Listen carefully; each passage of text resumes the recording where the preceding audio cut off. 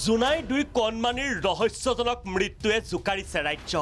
মানে আমি সন্দেহ কৰোঁ তেনেকৈ আমাৰতো কোনো শত্ৰু নাই, তেনেকৈ কাৰোবাৰ মাৰ্ডাৰ চাৰ্ডাৰ বুলি আমি সন্দেহ তেনেকৈ কাৰো প্ৰতি নাই। কেলৈ ক'লে আমি ঘৰৰ সকলোৰ লগত মিলিজুলি থাকোঁ, তেনেকৈ আমাৰ শত্ৰু নাই, তেনেকৈ এইটো দুৰ্ঘটনাটো ঘটিল বুলি ভাবোঁ। হীৰা পেগু জিৰিকুলিৰ মৃত্যু সাধাৰণ মৃত্যু নহয়। ঘটনাৰ আঁৰত আছে গভীৰ ৰহস্য।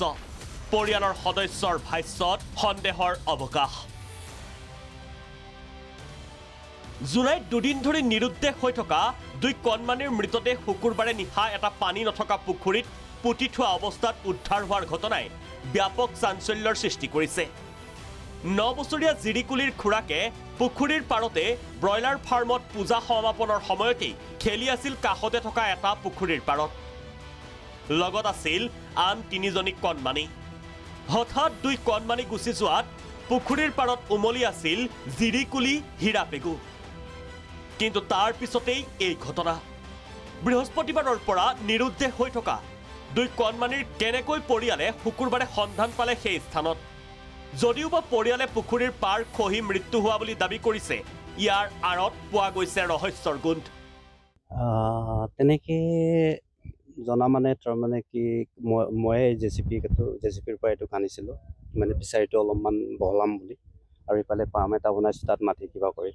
তাতে মানে যিদিনা তেখেতে ইয়াত খেলি সেইটো দুৰ্ঘটনাটো ঘটিছে, সেইদিনা মই ঘৰত পানী এটা কৰিছিলোঁ ব্ৰইলাৰটোৰ অপেনিঙৰ কাৰণে।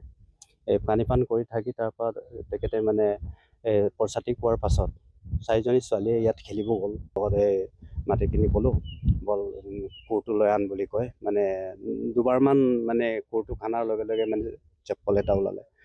তাৰ নেক্সট আৰু এবাৰ কোৰ মাৰিলোঁ, নেক্সট চেপলটো ওলালে।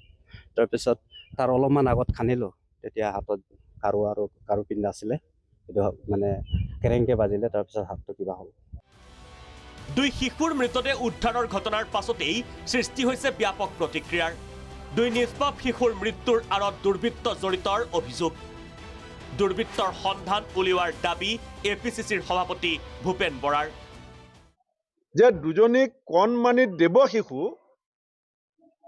এনেকে হত্যা কৰি পেলাই পুতি থলে, যাক আমি নিষ্পাপ শিশু বুলি কওঁ, আৰু পুলিচে কৈ আছে যে আমি উলিয়াব নোৱাৰো।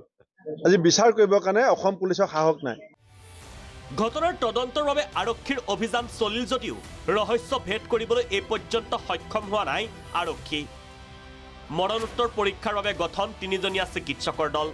ঘটনাস্থলী পৰিদৰ্শনৰ বাবে IGP সত্যৰাজ হাজৰিকাৰ তৎপৰতা। 5জনীয়া ফৰেন্সিকৰ দলে তন্নতন্নকৈ ঘটনাস্থলীত আৰম্ভ কৰিছে পৰীক্ষা নিৰীক্ষা। ধেমাজি উপ আৰক্ষী অধীক্ষক আৰু ধেমাজি আৰক্ষীৰ সহযোগত চলিছে ব্যাপক তদন্ত। ফৰেন্সিকৰ ফলাফল আৰু মৰণোত্তৰ পৰীক্ষাৰ প্ৰতিবেদনৰ পাছতহে ওলাব ঘটনাৰ প্ৰকৃত ৰহস্য। জোনাইৰ পৰা প্ৰাঞ্জিত দলেৰ ৰিপৰ্ট, প্ৰাগ নিউজ।